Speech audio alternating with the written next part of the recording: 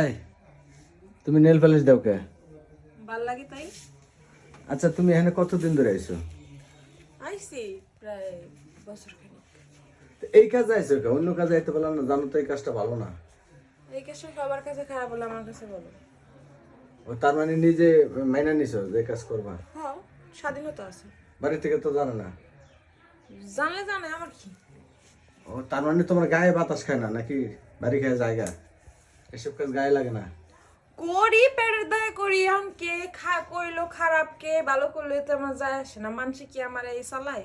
আর পেটের দিয়ে আইসো, গার্মেন্টসে চাকরি করে তো খাইতে পারতা, কোনো অফিস আদালতে চাকরি করে খাইতে পারতা। এই কাজটা কি খারাপ নাকি? অবশ্যই কে খারাপ?